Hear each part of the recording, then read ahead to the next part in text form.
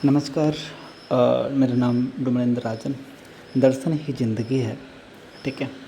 और आज हम लोग वैशेषिक फ़िलॉसफ़ी जो है उसी में कंटिन्यू रहेंगे। हम लोगों ने पदार्थ को पढ़ना शुरू किया था।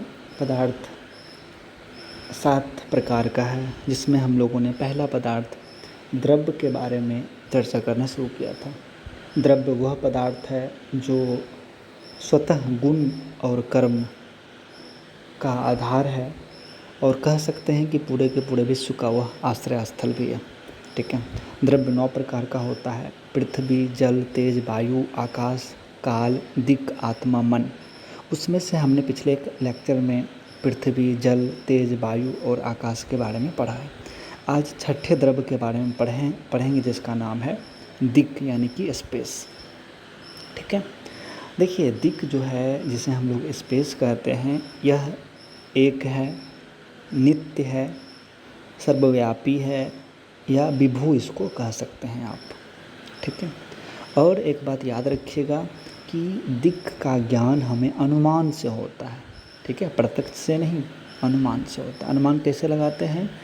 यहाँ, वहाँ, निकट, दूर आदि जो प्रत्यय है ना, जब उसका ज्ञान हमें होता है, उसके कारण के रूप में, उसके आधार के रूप में हम लोग दिक् का अनुमान लगाते हैं।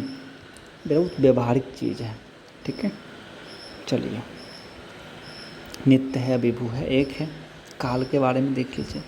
काल भी जो है, यह भी, इसका भी हम लोग अनुमान ही लगाते हैं। किसके आधार पे लगाते हैं? तो याद रखिएगा, जब हम लोग दैनिक जीवन में शब्दों का प्रयोग करते हैं, जैसे कि भूत, भविष्य, वर्तमान, कल, परसों, तरसों, है ना, इसी के आधार पे हम लोग काल का अनुमान लगाते हैं, ठीक है। और वास्तविकता तो ये है कि आकाश, दिक्, काल तीनों एक ही है, मतलब तीनों एक ही हैं, है ना। तीनों एक ही है, माने आकाश भी एक है, दिक् भी एक है और काल भी एक ही है, ठीक है। लेकिन हम लोगों को अनेक दिखाई पड़ते हैं, है ना। जब हम कल, परसों, तरसों की बात करते हैं तो काल अनेक दिखाई पड़ता है।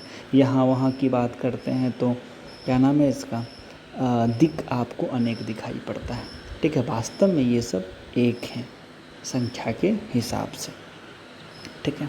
आगे बढ़िए, आत्मा के बारे में बात करते हैं। आत्मा, देखिए, आत्मा के विषय में वैशेषिक दर्शन जो है, यह न्याय के समतुल्य ही है। आत्मा जो है वह नित्य है ना, सर्वव्यापी है, यानी कि विभु है, याद रखिएगा, और चेतना का आधार है, ठीक है। स्वरूपतः यह निष्क्रिय है, याद रखिएगा, अचेतन जैसा है। आत्मा अपने ओरिजिनल फॉर्म में निष्क्रिय है, लेकिन जैसे ही यह शरीर से इसकी मुलाकात होती है, मन से इसकी मुलाकात होती है, तो आत्मा में चेतना का प्रादुर्भाव होता है। तो चेतना को कौन धारण करता है? तो आत्मा। द्रव्य का हमने डिफिनीशन भी पढ़ा था द्रव्य के बारे में। द्रव्य क्या होता है? जो गुण और कर्म को धारण करे। तो गुण है चेतना, उसको धारण कौन करेगी? आत्मा, है ना। और आत्मा जो होता है 2 प्रकार का होता है, जीवात्मा और परमात्मा। जीवात्मा अनेक है, याद रखिएगा, वैशेषिक दर्शन में आत्मा अनेक है, और परमात्मा हो गए आपके ईश्वर जी महाराज। और आत्मा का ज्ञान कैसे होता है? तो वैशेषिक दर्शन कहता है कि आत्मा का ज्ञान होता है मानस प्रत्यक्ष से, है ना। जब हम लोग कहते हैं कि मैं हूँ, कहते हैं ना, आत्म प्रत्यक्ष या मानस प्रत्यक्ष से आत्मा का ज्ञान होता है। मैं यहाँ पे क्या है? तो मैं यहाँ पे आत्मा ही है, ठीक है। और ठीक है, आत्मा के बारे में इतना आपका सफिशिएंट है। आगे बढ़ते हैं हम लोग, ठीक है। आगे बढ़िए, मन के बारे में पढ़ते हैं। देखिए, मन के बारे में जब हम लोग पढ़ेंगे, उससे पहले थोड़ा सा आत्मा के बारे में एक चीज़ और जान लीजिए। आत्मा जो अपने स्वरूप, माने स्वाभाविक रूप में होता है, आत्मा जब अपने ओरिजिनल फॉर्म में होता है, वो निष्क्रिय होता है ना। वो दुखों से मुक्त होता है। सिर्फ दुखों से ही मुक्त नहीं होता, वो सुखों से भी मुक्त होता है।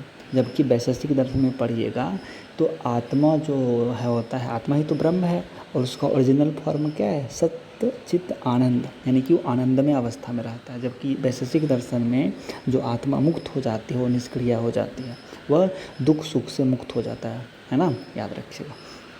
मन के बारे में जान लीजिए। मन जो है वह आत्मा का सहयोगी है, ठीक है ना। आत्मा के पास ज्ञान के करण, करण माने क्या होता है, कारण नहीं, करण, करण का मतलब होता है साधन। दो प्रकार का करण है, एक हो गया आपकी पंच ज्ञानेंद्रिय जिसमें हमारा आँख कान नाक आता है, दूसरा हो गया हमारा मन, ठीक है। तो जो हमारी जो पांचों ज्ञानेंद्रियां हैं वो आत्मा को सहयोग करता है, जिसके कारण हमें बाह्य वस्तुओं का ज्ञान प्राप्त होता है। और हमारा जो मन है वो अंतःकरण यानी कि हमारा जो मन है वह आंतरिक चीज़ों का ज्ञान, दुख हुआ सुख हुआ खुशी मिला, इसका ज्ञान कराता है आत्मा को। कौन? मन कराता है, याद रखिएगा, ठीक है। मन जो होता है, शरीर अनेक होता है, कहने का मतलब मन अनेक है, एक ही मन नहीं है, मन अनेक है और अणु है। परमाणु गलत लिखा गया है, अणु परिमाण लिखिए। उसका जो मैग्नीट्यूड होता है, एक सवाल पूछा गया था 2020 में एनटीए के एग्ज़ाम में, ठीक है ना। तो मन जो होता है उसका मैग्नीट्यूड कैसा है, मैग्नीट्यूड उसका है परमाणु, एटॉमिक रूप में वो होता है, ठीक है, याद रखिएगा। और मन को ये लोग मूर्त भी माने हैं, कैसा माने हैं, मूर्त भी माने हैं, ठीक है। जिस तरह मान लीजिए कि बाह्य पदार्थ जो है, बाह्य वस्तुओं का ज्ञान जो होता है उसको प्राप्त करने के लिए हमें इंद्रियों की आवश्यकता पड़ती है, आँख कान नाक का, उसी तरह ज्ञान इच्छा सुख दुख ये आदि जो आंतरिक जो ज्ञान है उसके लिए हमें मन की ज़रूरत पड़ती है। वही मन है हमारा आंतरिक इंद्रिय ही है, समझे, ठीक है। और एक चीज़ और जान लीजिए कि मन जो है अणु है और निरवयव है, ठीक है, ठीक है। तो मन के बारे में, और सर्वथा इसको भौतिक माना गया है, मन के बारे में इतना आपका सफिशिएंट है, मतलब और भी पढ़ा जा सकता है। फिर भी 2019 में एक सवाल पूछा गया, तो उस सवाल को देख लेते हैं आज। वैशेषिक दर्शन के अनुसार अभिमुक्त आत्मा और दुखाभाव में किस प्रकार का संबंध है, ठीक है। आपके ऑप्शंस हैं स्वरूप, संयोग, समवाय, वैशिष्ट्य। इंग्लिश इसका हो गया बाय विच रिलेशन दुखाभाव is related to liberated soul, ठीक है। लिबरेटेड सोल से दुखाभाव किस प्रकार संबंधित है, स्वरूप संबंध, संयोग संबंध, समवाय, वैशिष्ट। इसका सही आंसर होगा स्वरूप संबंध, यानी कि आत्मा जो होता है, जो विमुक्त आत्मा है, लिबरेटेड सोल है, उसमें ना सुख होता है ना दुख होता है, वो निष्क्रिय होता है, अचेतन जैसा होता है वो, इसलिए वह उसका स्वरूप, वह स्वरूपावस्थाई है, ठीक है। तो आज के लिए बस इतना ही, बहुत बहुत धन्यवाद, मिलते हैं अगले लेक्चर में। जय हिंद।